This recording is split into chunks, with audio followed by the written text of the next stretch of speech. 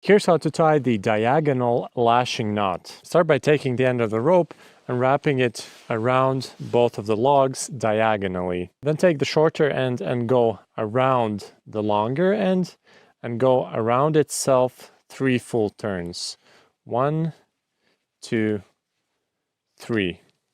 This creates a timber hitch which grips both of the logs very well. Now do 2 full diagonal turns in the same direction. Ideally, you should do 3 turns instead of 2, but I don't have long enough rope with me right now, so I'm just going to do 2. After that, do another 2 turns, but this time in the other diagonal direction. Again, you should ideally do 3 turns, and then do another 2 turns between both of these logs. Make sure to tighten these ones very well because these hold the rest of the knot together. And to secure it, go around one of the poles and tug the end underneath itself and do that another time.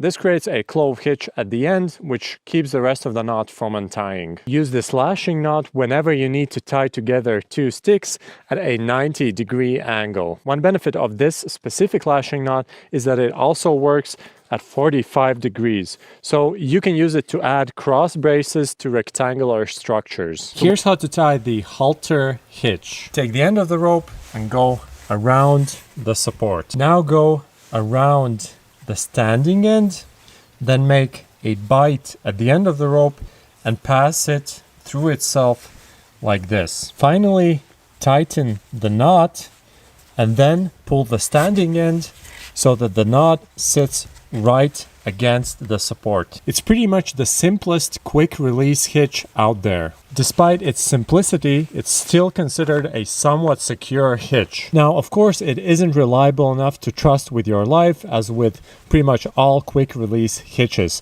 but for most applications, it's secure enough. Here's how to tie the noose knot. It creates a loop near the end of the rope, which tightens as you pull it. Start by creating a loop near the end of the rope. Then put the standing end in front of it and push it through. Finally, tighten the resulting overhand knot. But you can also tie it using another technique. Create a large loop near the end of the rope and then tie a simple overhand knot around the standing end like this. This knot is often used as a snare for catching small wild animals. It tightens very easily and it keeps a good amount of pressure, which reduces the chances of the animal escaping. Here's how to tie the Highwayman hitch. Take the end of the rope, create a bite and go around the support. Now create another bite on the standing end and go through the first one. And finally, create another bite on the working end and go through the last loop that you just made. Now tighten everything to finish the knot.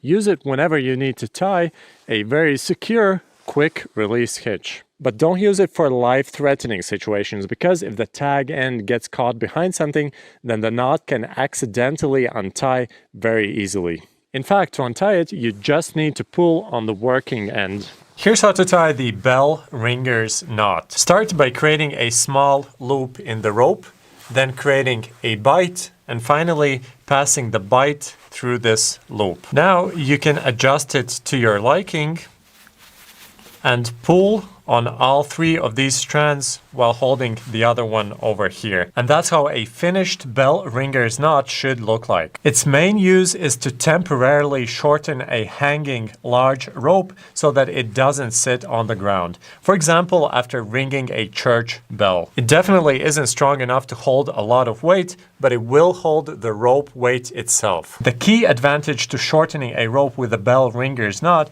is that you can tie it very easily with only one hand, and it unties just by pulling on the rope end. To make it a bit more reliable, you can make another loop over here, then extend this loop, and again pass it through the other one. Here's how to tie the Zeppelin Bend knot. Start by creating a bite at the end of each rope. and create 2 loops. The first one should be facing downwards, and the other one should be facing upwards.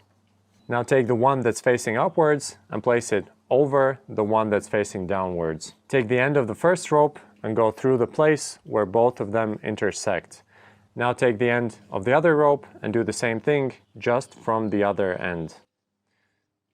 To tighten this knot, pull on each of these ropes individually from all directions until the knot feels very tight. You can use this knot whenever you need to connect 2 ropes together because it's very strong and it's also very easy to untie. It's often used by climbers, mountaineers, arborists, and in similar applications. Here's how to tie the Ashley stopper knot, sometimes also referred to as the oysterman's knot. Start by creating a medium-sized bight near the end of the rope. Then fold it down like this and make the left loop slightly larger than the other one. Now pass the larger loop through the smaller one and tighten this knot.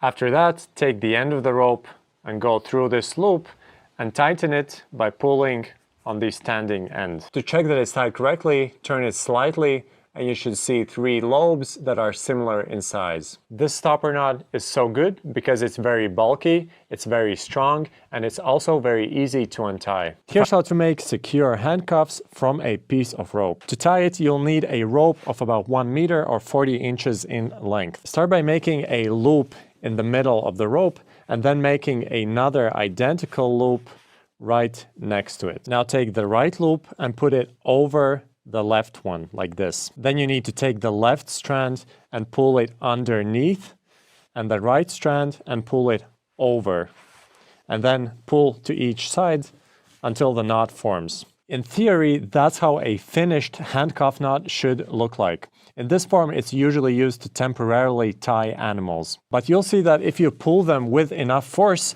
they will become loose. So to keep this from happening, when you put them on and tighten them, you'll need to tie another half hitch knot around each of these loops. So once you've put them on and tightened them, go around this loop and then tuck it underneath itself down at the bottom and tighten it. And do the same thing on the other side by going around and then tucking it underneath itself here at the bottom. And there you go. Now it's pretty much impossible to get out of them without untying the knot or cutting the rope. To learn, here's how to tie a French bowline knot. Start by forming a loop near the end of the rope like this. Now take the end of the rope and go through it from the bottom, creating another loop in the process.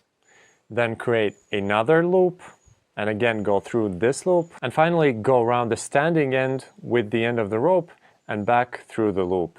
To tighten, pull on these 2 ropes from the opposite direction. This knot creates 2 loops at the end of the rope. It's often used in search and rescue because you can put the person's hand through each loop separately and safely pull them up. But one thing to note is that both of these loops need to be loaded with weight because you can adjust the size of each one rather easily. You can also use this knot when you need to create a T-joint for connecting 2 additional ropes by tying each one of them into each loop separately. To learn, here's how to tie a monkey's fist knot. Start by choosing a rope and then tying it 3 times around your arm. Make sure to leave a pretty long section after it to tie the rest of the knot. After that, carefully take out your hand and hold it between your fingers. Now you need to take the end of the rope and pass it through these 3 loops like this.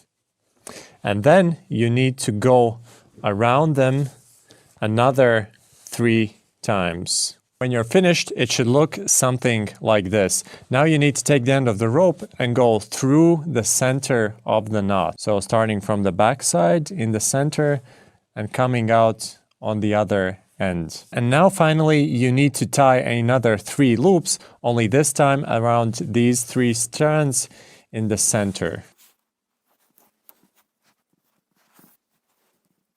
When you're finished, it should look something like this, with 3 strands over here, 3 over here, and 3 over here from all sides. Now you need to tie a stopper knot at the end of the rope like this. What you do now is hide the stopper knot in the center of the knot underneath these strands. And now you need to tighten the knot. And you can do that by carefully retracing each strand and just keep tightening it until the whole knot is tight. I've now tightened these 3 strands, and let's continue with these ones. Alright, I've also tightened these 3 strands, and now let's tighten the 3 final ones. And that's how a finished monkey's fist knot should look like. If you're making it for decorative purposes, you can pay more attention to the placement of the strands when you're tightening them. But for my purposes, this looks good enough. Instead of tying it with 3 turns, you can tie it with 4, 5, or even more turns if you want the ball to be bigger. Or you can also add something small in the middle, like a marble, to add more weight to this knot. It's usually used for decorative purposes or for adding weight to the end of the rope so that it's easier to throw over objects. To learn other useful knots, subscribe to our channel. Thanks for watching, and I'll see you next time.